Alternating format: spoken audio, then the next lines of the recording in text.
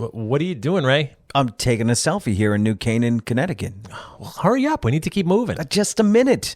I'm posting to the gram. All right, hashtag New England Legends, hashtag on the road, hashtag selfie. Hashtag come on, man. Okay, I'm done. What's the hurry? All right, so it's not so much a hurry as it's kind of annoying to wait for you taking a selfie on the street. Well, if we don't take pics, did it really ever happen? You know, that is kind of like the existential question of our time, isn't it? Yes, I guess so. Which brings us to our destination here on this pretty 49-acre piece of land in New Canaan.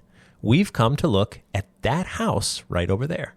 What? That's a house? Yeah. It's completely see-through. It is, and it's been here since 1949. We've come to New Canaan, Connecticut to explore a roadside oddity known as the Glass House. Hello and Happy New Year. I'm Jeff Belanger. And I'm Ray Auger. Happy New Year, Jeff. Thank you. And thank you for joining us on the New England Legends podcast. Thanks for riding along as we chronicle all the wicked, strange things in New England, one story at a time. We can't do it without you. Please reach out to us anytime through our website with your story leads. We love hearing from you. We'll explore New Canaan's Glass House right after this word from our sponsor.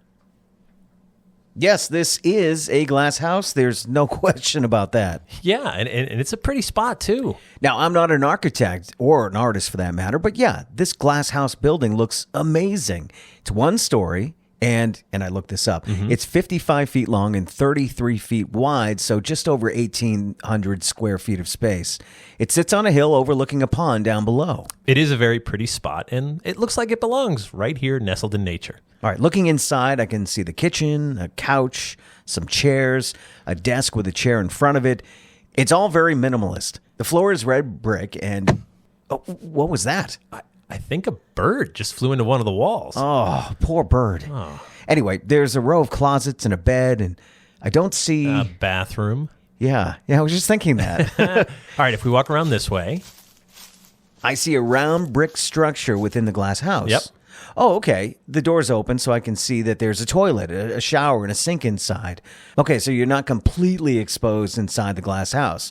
But otherwise, yeah, you can see whatever is going on inside. You can't see this house from the street. I mean, it's got enough land around it for privacy, and considering the cost of land in New Canaan, this is a pricey spot for... What was that? Another bird flew into the side of the glass. Oh, man. Poor thing. Okay, well, to find out how this glass house got here, let's head back to 1949 and meet the builder.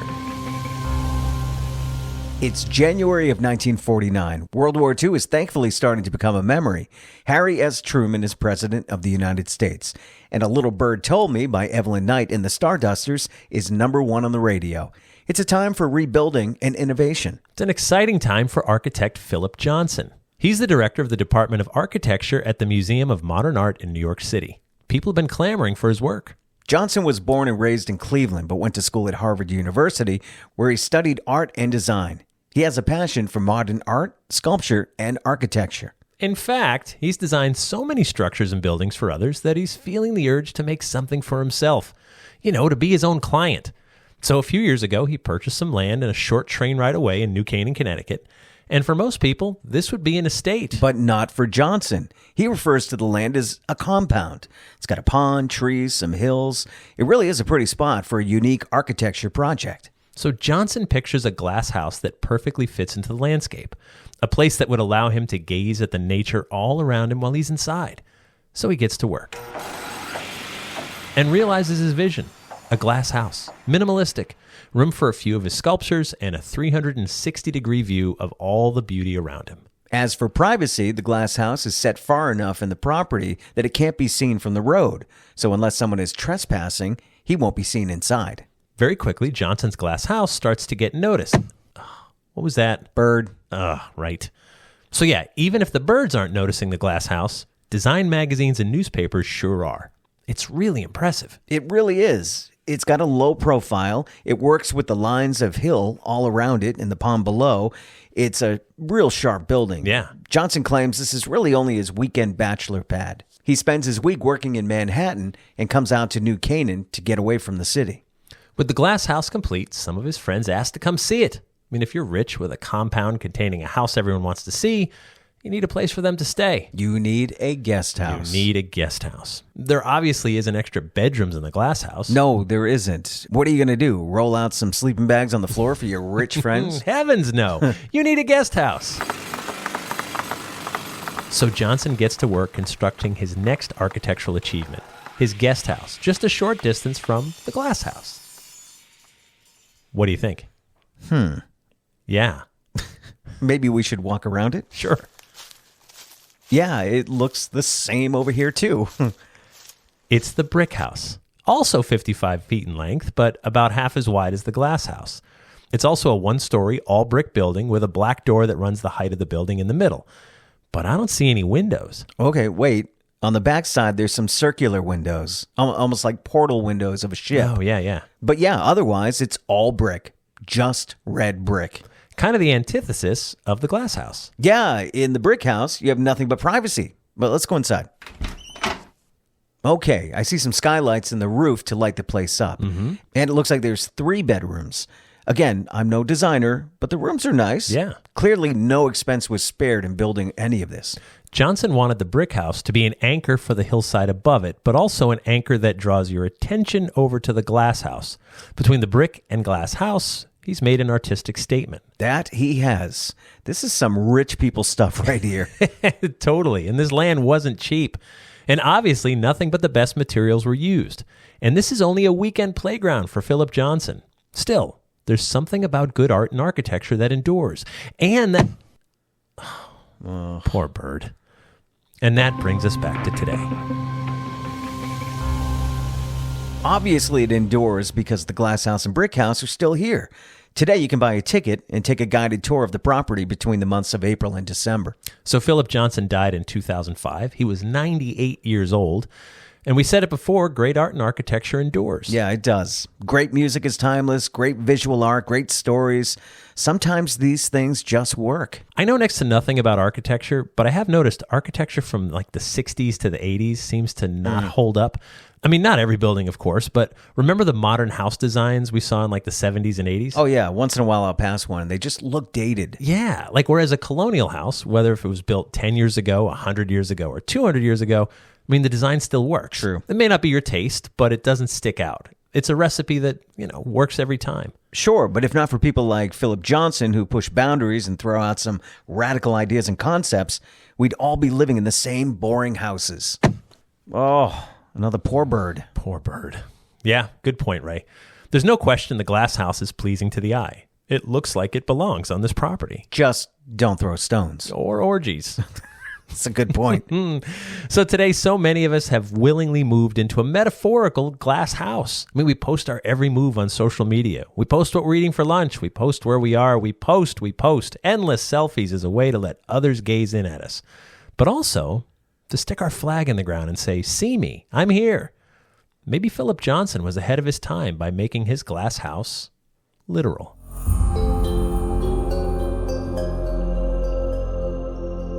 Maybe he was. And that takes us to After the Legend, where we take a deeper dive into this week's story and often veer off course. After the Legend's brought to you by our Patreon patrons. We can't thank our patrons enough. Many of them have been with us for years, financially supporting what we do. They help with our hosting and production costs, our marketing, travel, everything it takes to bring you 2 stories each week. Just $3 per month, though some choose to give more. And for that, they get early ad-free access to new episodes, plus bonus episodes and content that no one else gets to hear. To sign up, go to patreon.com/New England Legends or click on the link in the episode description. And to see some pictures of Philip Johnson's glass and brick houses, click on the link in our episode description or go to our website and click on episode 378. And also, to be fair, the brick house was actually built first, but we flipped it for the sake of a good story. Artistic license? Yeah, that's a little license there, but the glass house is the star, right? Exactly. And when you go there, you're just like, that's the thing you want to see. But the brick house, you're like, oh. I think he felt lonely, like, I can't see anything in this brick house, so I'm going to do the glass. I'm going to do the complete opposite. Or you think it was for the sake of art? What do you think? It was art. Do you think it was totally art? I can tell you because I've read quotes from him. So it was for the sake of art. It was always the intent to build both. Yeah. He started in 1945 or 6 and then finished in 1949. And then that was his weekend home. And eventually it expanded to 49 acres. I think it started as like 5. and then eventually it became a place that you could tour, so you can go buy a ticket. As an artist, do you see that? Do you see that coming? Is it like, I would like to build this so that someday people will come here, pay an admission fee, and see my art? So architecture's a funny thing, right? I don't pretend to be any sort of aficionado. However, when it's good, you notice. Yeah. When it's bad, you notice. Oh, sure. You know, when you're like, oh, which is all subjective, by the way. To a point, right? I mean, like there's certain buildings that people will go way out of their way to see. Yeah. For example, if you go to Paris, what's the one building you absolutely must not Paris? just The Eiffel Tower? exactly. The structure? Yeah, Okay, exactly. When it was put up, it was only supposed to be up for like a couple of years, maybe even months, right? A very short time. And they called it a scar, like in the skyline of Paris, because Paris sprawls. It's not like a bunch of high rises. It just goes out forever. And people were so furious about it. The locals, like, this is ugly. It's a scar up into the sky. It commands your attention. It's awful. It's gaudy. It's terrible. Now it's a worldwide icon. Yeah. Enough time went by. So I think architecture, sometimes you just look and you're like, wow, that's a sharp building. You don't even know. I mean, I don't know why. Like when I look at certain buildings and I'm like, wow, that is really well, whoever did that, well done. Whatever you did, it works. And sometimes, like the modern house design, like the 80s, it looks so cool in the 80s. But now when you pass one today, you're like, it's dated. That looks like Brady Bunch. I was just thinking of the Brady Bunch. How cool was that house in the 70s? Wicked cool. 60s and 70s. Yeah. And now very outdated, but in a kitschy kind of way. I think it's sold for a lot of money recently. Sure. But architecture should never be trendy. Right. Fashion can be trendy because you're not going to keep a shirt forever. You got to think of the longevity of that house, right, and the image of that house. I'll say this though: the glass house looks amazing today. It looks. I mean, it's obviously photographed really well too. But you know, it looks like nature was built around the house, which is perfection, right? Like this is like Frank Lloyd Wright stuff, right? Where you incorporate architecture with nature, and I think Johnson had a vision, and he realized his vision, and the house still works. Like you would be like, all right, assuming no one's staring at me from like 10 acres away, it would be pretty cool to be in there. Although I prefer not to be completely on display. Like, well, now with satellites and cameras everywhere and drones, right? I mean, there's no privacy. There's none. But I wonder, like, was he thinking that in 1949? Well, probably not. I'm sure it was a little safer back then to conceal your identity. Do you think he was thinking about cleaning the place when he built it? Like, a lot of cleaning companies will say, we'll clean your house, but we don't do windows. We don't do windows. Do you think he was thinking about the birds? Oh, no, probably not. There were so many things I'm sure he went, oh, yeah, I didn't think of that. Thump. What was that? Oh, no. Another one. I'm bats sorry. And well, birds. the bats will be okay. Yeah, they'll be all right. fine. They got their radar. They'll be all right. But no, the poor birds. I mean, birds fly into my windows, and they're just regular windows. That's a small window. Yeah. Imagine having a house that is a window. Yeah. I'm like, oh, it must just be like, hey, Ray, I cleaned up the dead birds yesterday. It's your turn today. Is it 2 floors? I forget. No, 1 floor. It's just one floor. One floor, one. So that's not too bad because you've got the shrubbery and the trees and everything. So it might be hard even from 20, 30 feet away to see through. Yeah, I don't know. I can't imagine. I would love to call them and be like, give me a number. And you know how, like, when there's a camera on you, because you're on camera a lot, right? But if you're in front of a camera or in front of a microphone for more than 20 minutes, a half hour, you forget that you're on camera. So to be in that house and forget that anybody could see you at any time, I mean, you're nose picking, you're talking to yourself. Well, you heard like hot mics, right? Where celebrities get caught on hot mics. Oh, yeah. If you have a mic on all afternoon, you forget. You're like, hey, I got to use the bathroom. Like, it's on. Yeah. And let's say you take a phone call and you're like, oh my God, this director is such an idiot that I'm working with. I can't even believe it. I promise you that happens on the daily. Well, it happened to, was it Billy Bush in Trump? Oh, right. On the bus? Yeah. I mean, that happened to them. Yeah. And he lost his career over it. So, yeah. Crazy. Mean, hot mics, man. They're always on. Beware. But that's the world we live in now. Not just hot mics, but hot everything. Like you said, Ring cameras, security cameras, drones. Like we are being watched and listened. And I think the glass house thing, we're all in glass houses now, whether we like it or not. We put ourselves, like you mentioned before, we put ourselves in that glass house through social media voluntarily. Yeah. However, I think at least sometimes, like this is what makes this such a great story, right? Like we're like, oh, I didn't ask to live in a glass house. I just do now.